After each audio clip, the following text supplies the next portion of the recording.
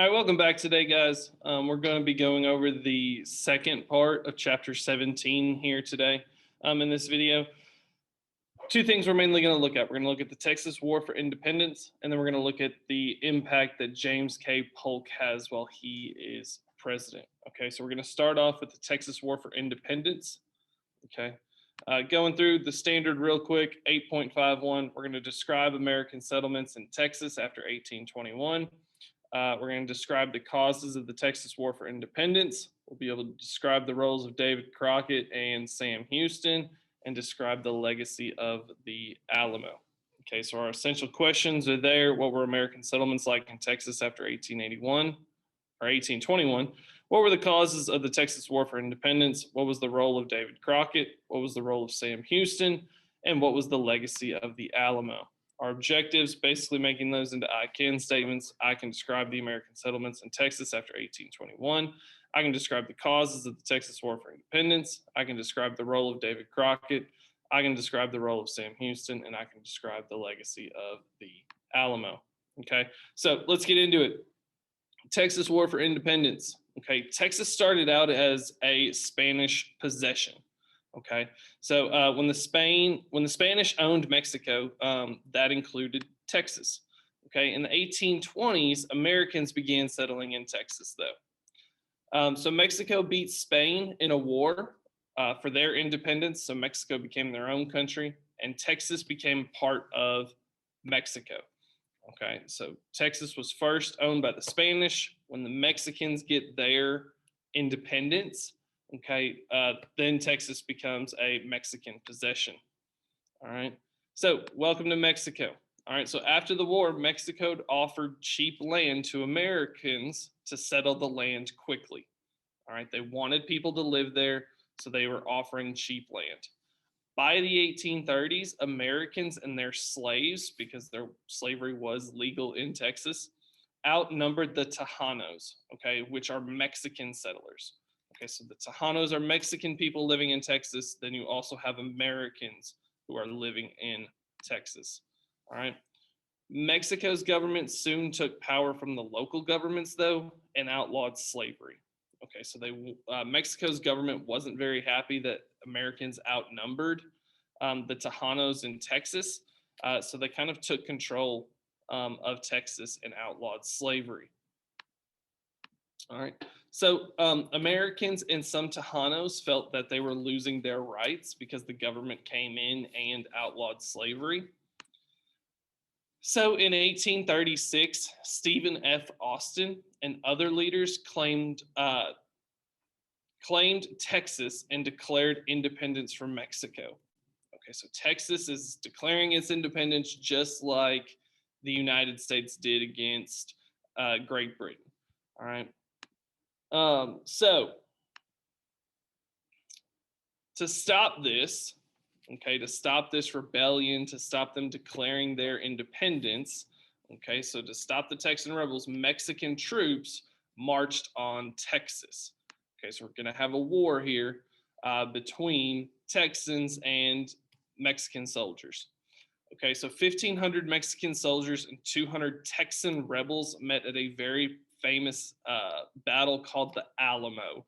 All right, this is an Alamo. This is the Alamo here in the bottom picture. Okay, it's an old mission.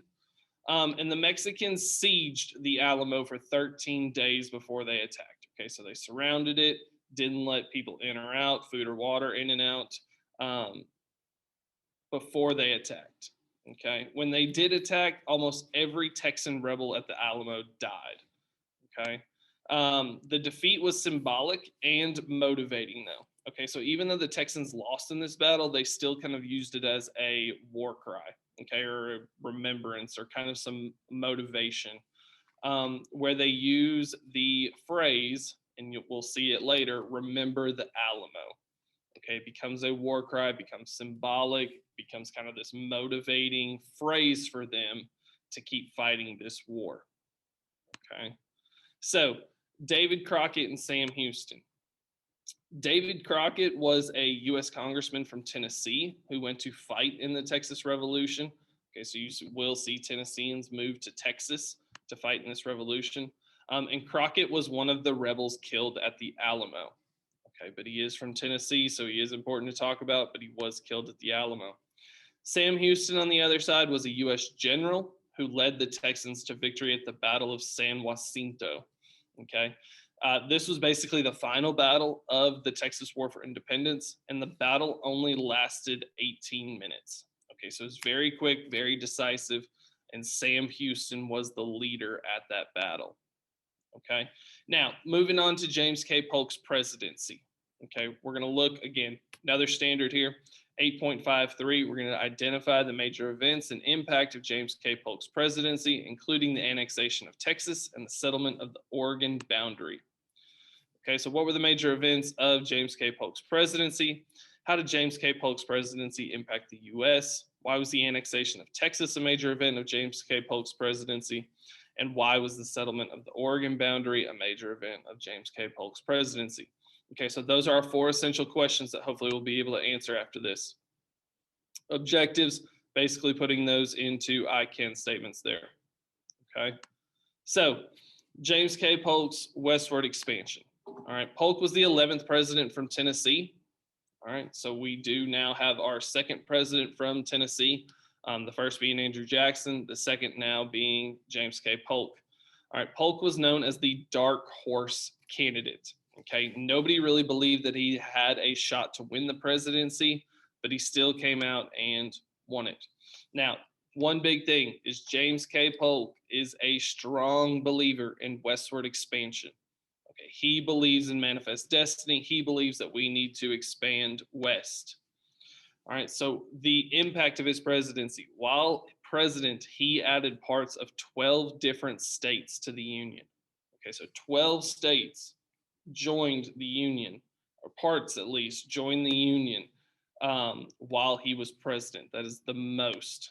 Okay, so Texas statehood. So Texas wanted to become a state after its war for independence. So after they beat Mexico for their independence, they wanted to become a state in the U.S. But the U.S. was not willing to admit Texas, okay, for a couple of reasons. One, Mexico said it would declare war on the U.S. if we did. All right, so if we added Texas, they would declare war on us. We didn't want to go to war. And Texas would be a slave state. Again, kind of goes right back to the Missouri Compromise. Here we're going to go throw off the balance between slave and free states. Okay, so for 9 years, the United States puts this off, and Texas runs as its own independent country. Okay, so you have the Texas being their own country down there, attached to the United States, doing what they want to do. Finally, after 9 years, so from 1836 to 1845, on December 29th, 1845, Texas entered the Union. Okay, they are now officially a United States state on December 29th, 1845. All right, the other main event of Polk's presidency is the Oregon Territory. Okay, so at the Convention of 1818, which we talked about previously, Great Britain and the U.S. agreed to share the Oregon Territory here, which is this brown and gold colored area. All right, now Polk wanted land on the West Coast just for the United States. Okay, so he wanted more of this West Coast. All right, California, that area is still owned by Mexico. So Polk wanted a lot of this. All right, now he wanted all of the Oregon Territory. Okay, so he wanted the brown and the gold, and he even threatened to go to war with Great Britain for it. Okay, so we're going to threaten to go to war over all of this territory. Instead, in June of 1846, both countries agreed on splitting the territory at the 49th parallel. Okay, so we've talked about the 49th parallel. It is now the northern border of the United States. Okay, and that is where they split the Oregon Territory. Okay, it's kind of hard to see here, but it's kind of a red line. All right, that is the 49th parallel. Again, that 49 degrees latitude. That is where they decide to split the Oregon Territory. The British are going to own the north side in Canada, and we are going to own the south, which will basically become the state of Washington and the state of Oregon. Okay, so that's all I have for you today. Okay, if you have any questions, let me know. We'll finish up chapter 17 probably next week. All right, so we will see y'all then.